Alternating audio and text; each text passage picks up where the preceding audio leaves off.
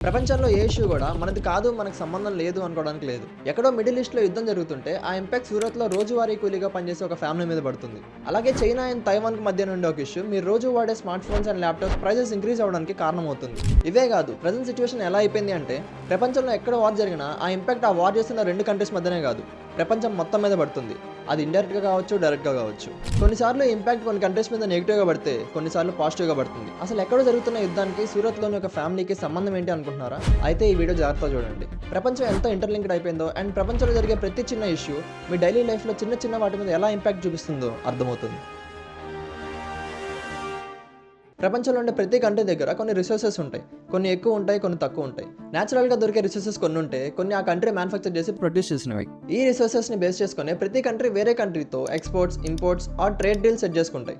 For example, India IT సర్వీసెస్‌లో top కాబట్టి ఈ సర్వీసెస్‌ని ఇండియా యూఎస్ ఆర్ యూరోపియన్ క్లయింట్స్‌కి ఎక్స్‌పోర్ట్ చేస్తూ ఉంటుంది. అంటే వాళ్ళకి సర్వీస్ ప్రొవైడ్ చేస్తూ ఉంటుంది. బట్ క్రూడ్ ఆయిల్ ఇండియాలో దొరకదు కాబట్టి వేరే కంట్రీస్ నుండి ఇంపోర్ట్ చేసుకుంటుంది. అలాగే గల్ఫ్ కంట్రీస్‌లో ఈ క్రూడ్ ఆయిల్ ఎక్కువ దొరుకుతుంది కాబట్టి వాళ్ళు ఎక్స్‌పోర్ట్ చేస్తారు. బట్ ఎప్పుడైతే ఒక వార్ జరుగుతుందో ఆ ఇంపాక్ట్ ఈ ఎక్స్‌పోర్ట్స్ అండ్ ఇంపోర్ట్స్ మీద పడతాయి.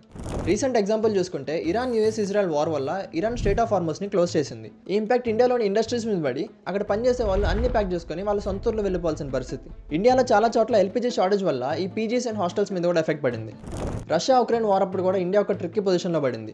రష్యా ఉక్రెయిన్ వార్ వల్ల ఇంటర్నేషనల్గా రష్యా మీద శాంక్షన్స్ పడ్డాయి. దీంతో రష్యన్ ఆయిల్ని రష్యా డిస్కౌంటెడ్ ప్రైస్కి ఇండియాకి అమ్ముతూ వచ్చింది. దీంతో 2021లో 3-4% రష్యన్ ఆయిల్ని ఇండియా ఇంపోర్ట్ చేసుకుంటే 2024 వచ్చే టైంకి ఇది 35-40% పెరిగిపోయింది. బట్ దీనివల్ల డిసడ్వాంటేజ్ ఎక్కడ ఉంది అంటే రష్యన్ ఆయిల్ ఇంపోర్ట్ చేసుకుంటుంది అని యూఎస్ ఇండియా మీద శాంక్షన్స్ అండ్ టారిఫ్స్ చేయడం స్టార్ట్ చేసింది. ఈ శాంక్షన్స్ వల్ల ఇంపాక్ట్ ఇండియాలోని టెక్స్టైల్స్ మీద పడింది. అలాగే తైవాన్ చిప్స్ మ్యానుఫ్యాక్చరింగ్లో టాప్ ప్లేస్లో ఉంది. ఫోన్స్, ల్యాప్టాప్స్లో వీటిని యూజ్ చేస్తారు. చైనా అండ్ తైవాన్ మధ్య టెన్షన్స్ కనుక పెరిగితే ఆ ఇంపాక్ట్ ఈ చిప్స్ ప్రొడక్షన్ మీద పడి ఫైనల్గా ఇండియాలో ఎలక్ట్రానిక్స్ ప్రైజెస్ ఇంక్రీజ్ అవ్వడానికి కారణమవుతుంది. ఎందుకంటే ఈ చిప్స్ కోసం ఇండియా తైవాన్ మీద డిపెండ్ అవుతుంది కాబట్టి. బ్యాడ్ సైడే కాదు, అప్పుడప్పుడు కంట్రీస్ మధ్యన ఇష్యూస్ కొత్త ఆపర్చునిటీస్ కూడా క్రియేట్ చేస్తుంది. అందులో ఒకటే US China trade war.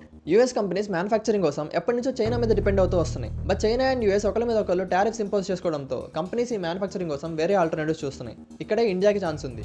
Government కనుక ఈ ఆపర్చునిటీని గ్రాప్ చేసుకునేలాగా రెగ్యులేషన్స్ తీసుకొని వచ్చి ఇన్వెస్ట్మెంట్స్ని ఎంకరేజ్ చేస్తే నెక్స్ట్ ఇండియా కూడా డెవలప్ అవడానికి హెల్ప్ అవుతుంది. ఫైనల్గా ప్రతి కంట్రీది ఇదే పరిస్థితి.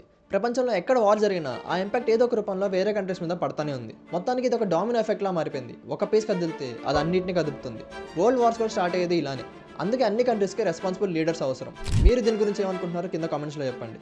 ఇలాంటి ఇన్ఫర్మేటివ్ వీడియోస్ కోసం వీడియోని షేర్ చేసి ఛానల్ సబ్స్క్రైబ్ చేసుకోండి. Thank you.